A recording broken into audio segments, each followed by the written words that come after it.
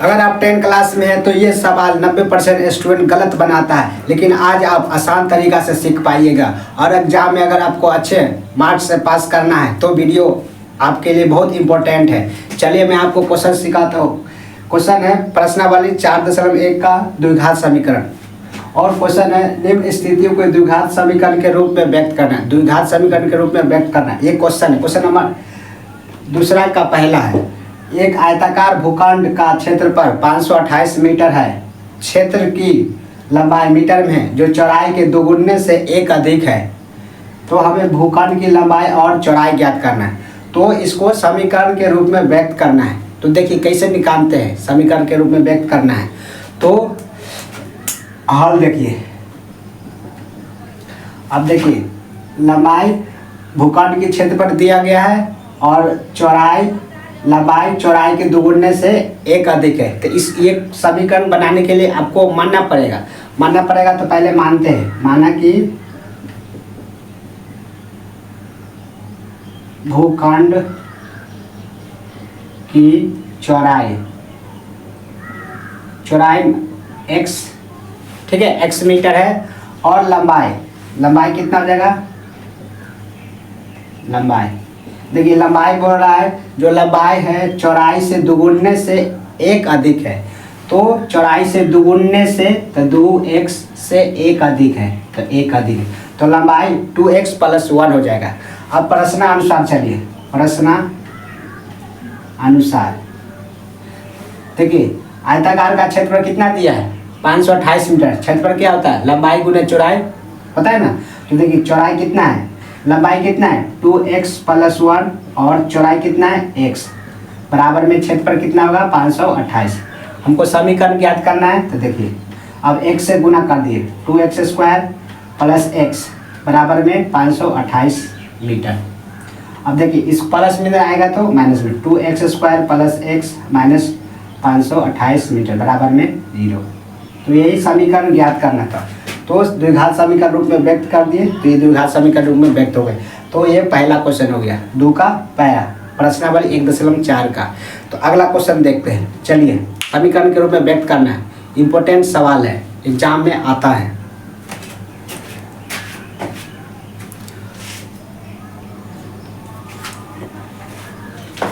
चलिए दूसरा क्वेश्चन द्विघात समीकरण के रूप में व्यक्त करना है। तो क्वेश्चन है 2 क्रमागत धनात्मक पूर्णांक का गुणनफल 306 है। तो हमें पूर्णांक को ज्ञात करना है। तो ये भी देखिए मान के बनाते हैं हल। माना 2 क्रमागत धनात्मक है, तो माना कि पहला धनात्मक पूर्णांक पहले मान लेती है x है। तो दूसरा क्या होगा, दूसरा धनात्मक क्या होगा,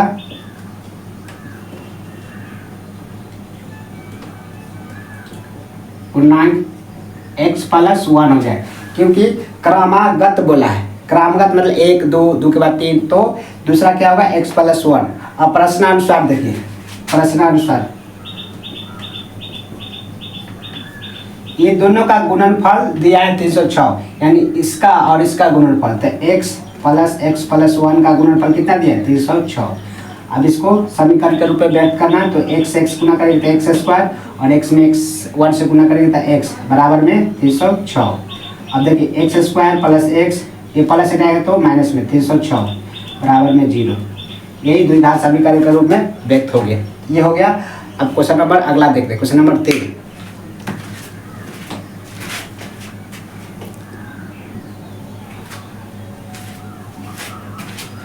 तो अब क्वेश्चन नंबर 3 देखिए। क्वेश्चन नंबर 3 कहता है रोहन की माँ उससे 26 वर्ष बड़ी है, उनकी आयु वर्षों में का गुणनफल अब से 3 वर्ष पश्चात 360 हो जाएगी। तो रोहन की वर्तमान आयु ज्ञात करिए।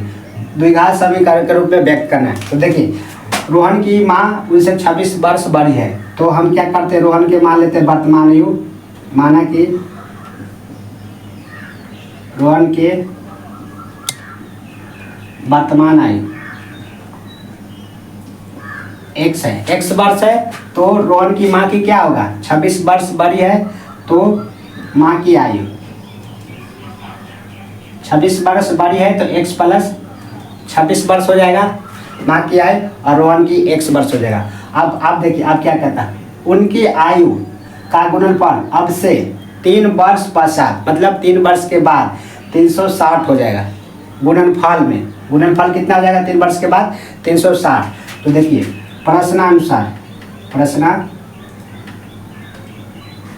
प्रश्नानुसार दोनों का गुणनफल, तो रोहन का आयु कितना है x और माँ की आयु कितना है x + 26 का गुणनफल बोला है। क्या बोला है? गुणनफल कितना हो जाएगा?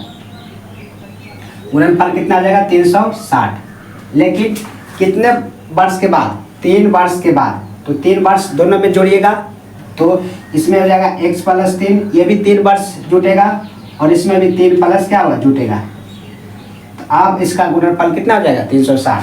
तो x + 3, क्योंकि 3 वर्ष बाद बोला है तो 3 वर्ष बाद जब बोलेगा तो x में वर्तमान में जोड़ दीजिएगा।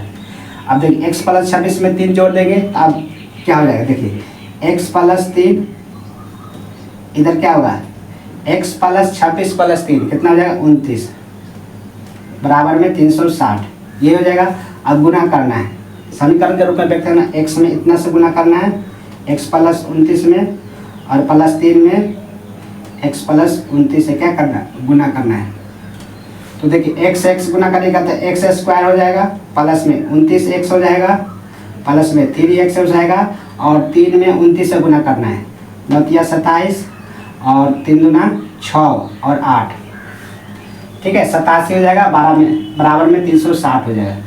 अब जोड़ दीजिए 29x + 3x कितना हो जाएगा 32x, 87 ये प्लस से आएगा तो माइनस में 360 बराबर में 0। अब घटा दीजिए x² + 32x और 360 में से घटाना है, 360 में से घटा दीजिए 3 और क्या बचेगा 5 तो 7 273, तो आपका 273 आ जाएगा बराबर में 0। यही द्विघात समीकरण के रूप में व्यक्त हो गया। अगला क्वेश्चन देखते हैं, चलिए।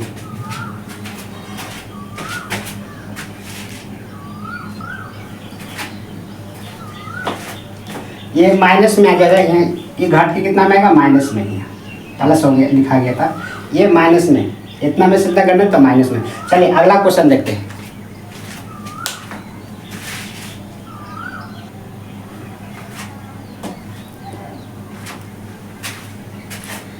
अगला क्वेश्चन देखिए और लास्ट क्वेश्चन है। तो क्वेश्चन नंबर है 4, एक रेलगाड़ी 440 किलोमीटर की दूरी समान चाल से तय करती है और यदि इसकी चाल 8 किलोमीटर प्रति घंटा कम होती है तो वह उसी दूरी को तय करने में 3 घंटा अधिक लेती है। तो हमें रेलगाड़ी की चाल ज्ञात करनी है। तो इसको भी द्विघात समीकरण में हमको व्यक्त करना है, ठीक है। तो चलिए देखते हैं हल। अब देखिए इसमें क्या मान लेते हैं, दूरी कितना दिया 480 किलोमीटर, समान चाल से चलती है। तो इस माना कि हम चाल मानते हैं, माना कि रेलगाड़ी की चाल, माना कि रेलगाड़ी की चाल x किलोमीटर प्रति घंटा है, ठीक है। अब देखिए दूरी कितना है 480, दूरी कितना है 480 किलोमीटर। अब देखिए चाल बराबर क्या फार्मूला था, चाल बराबर दूरी बटे समय, और समय बराबर क्या हो जाएगा दूरी बटे चाल, ये फार्मूला होगा, समय बराबर दूरी बटे चाल। और देखिए अगर चाल x किलोमीटर है और दूरी इतना है तो समय कितना लगेगा, समय बराबर दूरी बटे चाल। तो इसका समय कितना लगेगा बताइए, अगर चाल x किलोमीटर और दूरी इतना है तो समय कितना लगेगा, तो दूरी बटे चाल, तो 480 बटे x। अब देखिए ये समय लगेगा। अगला फिर बोला है कि यदि इसकी चाल कमी हो जाएगा तो नया चाल क्या हो जाएगा, पहले x था अब चाल क्या हो जाएगा कमी, तो x माइनस क्या हो जाएगा 8, तो नया चाल 8 कमी हो जाएगा तो x माइनस क्या हो जाएगा 8, ये हो जाएगा। अब दूरी तो वही रहेगा, दूरी तो वही रहेगा, तो अब समय कितना लगेगा उसको तय करने में, तो 480 बटे x माइनस 8, तो समय कितना लगेगा अब इसको 480 बटे अब चाल इतना से जाएगा x माइनस 8, ठीक है। अब बोलता है कि वो उसी दूरी को तय करने में 3 घंटा अधिक लगता है। अब इसको 3 घंटा अधिक लगता है, जो पहले तय करता था और बाद में तय करता, इसको तय करने में कितना अधिक लगता है, 3 घंटा अधिक है। तो देखिए अंतर दे दिया है 3 घंटा अधिक, तो इसको इधर बनाते हैं।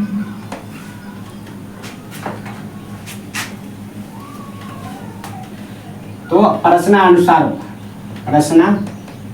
अनुसार देखिए 480 बटे x माइनस 8 तय करने में और कितना, इसको इतना तय करने में 480 बटे x तय करने में कई घंटा अधिक लगता है, 3 घंटा अधिक लगता है।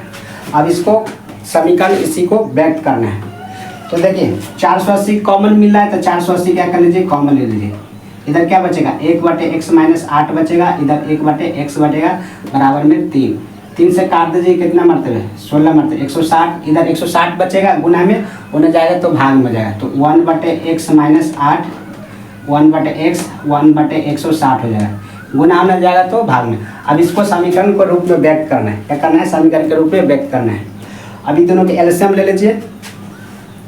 तो देखिए एलसीएम ले लेते हैं, तो ये दोनों का x माइनस 8 और x का एलसीएम ले लिए। तो देखिए इससे इसे भाग करेंगे तो कट जाएगा, क्या बचेगा x, तो ऊपर x आ जाएगा, x में x से गुना करेंगे तो x रहेगा, यहाँ माइनस तो माइनस। अब देखिए इससे भाग करना, x से भाग करेंगे तो x कट जाएगा, क्या बचेगा x माइनस 8, x माइनस 8 बचेगा, बराबर में 1 बटे 60। अब देखिए इधर करते हैं, इसके एक स्टेप यहाँ से करते हैं, x है तो x, अब देखिए चिन्ह बदल जाएगा, x में तो x माइनस x तो निकलेगा माइनस x, ये माइनस तो प्लस 8 हो जाएगा। अब बटे में क्या हो जाएगा, x लिखिए x माइनस 8, या x इधर लीजिए, कोई फर्क नहीं पड़ेगा, गुना बड़ा में 160, ठीक है। अब देखिए x कट गया, ऊपर क्या बचेगा 8 बटे x माइनस 8 बराबर में 1 बटे 60। एक बार देख लेते, कट तो नहीं गया,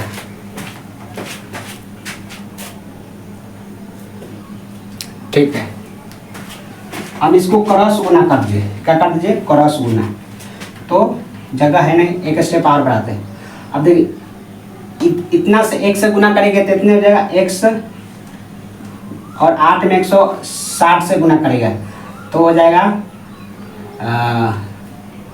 160 से गुना करेगा 48 और 128 और 0, यानी कि इतना आ जाएगा, गुना करके इतना आ जाएगा। अब इसको क्या कर दीजिए, गुणनखंड कर दीजिए। देखिए x में x गुना करेगा तो x स्क्वायर माइनस 8x, और देखिए ये प्लस में नहीं जाएगा तो माइनस में, बराबर में 0। द्विघात समीकरण के रूप में क्या हो गया, व्यक्त हो गया। तो ये हो गया आपका कंप्लीट 4.1 का। अगर पिछला वीडियो नहीं देखिए तो आप लोग देख लीजिएगा। तो आपको कैसा लगा वीडियो कमेंट करके बताइएगा, अपने दोस्तों के साथ शेयर कर दीजिए और कमेंट करके ज़रूर बताइएगा कैसा लगा, और ताकि आप मुझे मोटिवेट हो सके। तो धन्यवाद।